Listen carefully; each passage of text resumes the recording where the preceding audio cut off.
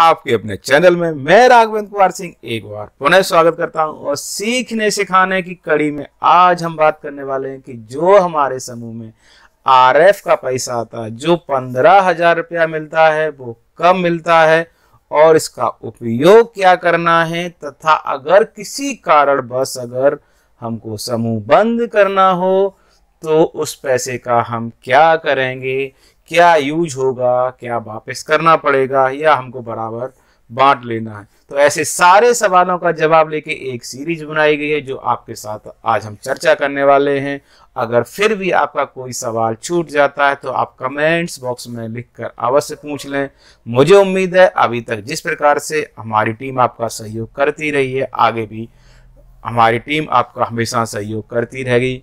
हमारी टीम का उद्देश्य हमेशा अच्छी सी जानकारी, सही जानकारी आप तक पहुंचाना है, जिससे कि आप स्वयं सहायता समूह के माध्यम से अपने जीवन में और अपने गांव में भी बदलाव ला सकें। तो हम लोग आगे बात करते हैं और साथ ही साथ आपके साथ से चर्चा करता चलूं, बताता चलूँ। अगर आपको हमारा वीडियो अच्छा लगता है तो अन्य के साथ आप ही शेयर करना जरूरी है कि उनको तक भी जानकारी अच्छे से पहुंच सके। तो हम लोग बात करने वाले हैं कि इस पैसे का कब आता है और क्या यूज है।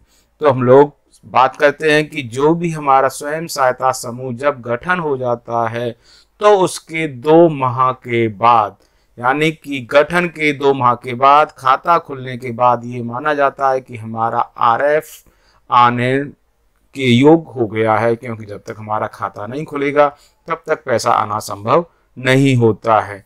अब बात करते हैं कि कितना पैसा आता है।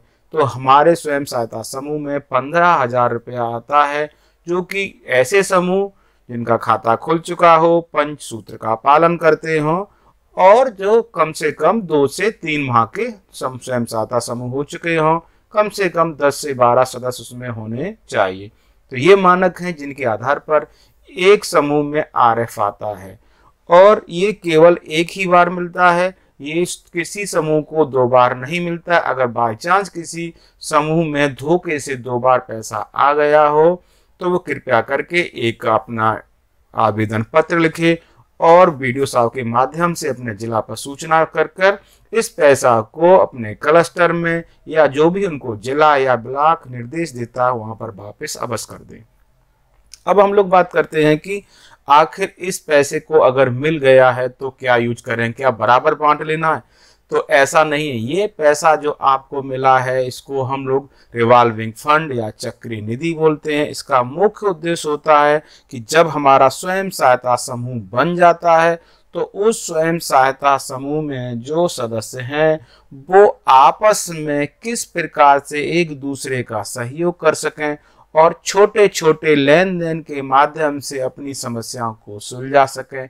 ये इसका मुख्य उद्देश्य है। इस पैसे को ना तो बराबर बांटना है, ना सभी को देना है। जिसको जरूरत ज्यादा हो उस सदस्य को देना है, जिसको जरूरत ना हो उसको नहीं देना है।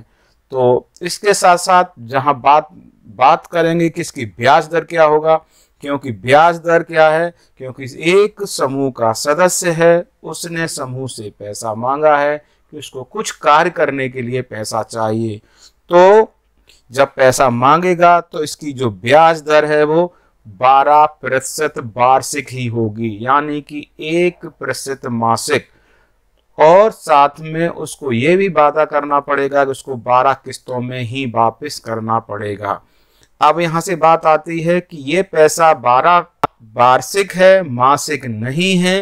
तो हमको ये निश्चित रूप से हमको 1% हमारा मासिक हुआ है पैसा, तो जो ये ब्याज जाएगी वो केवल समूह में ही रहेगी।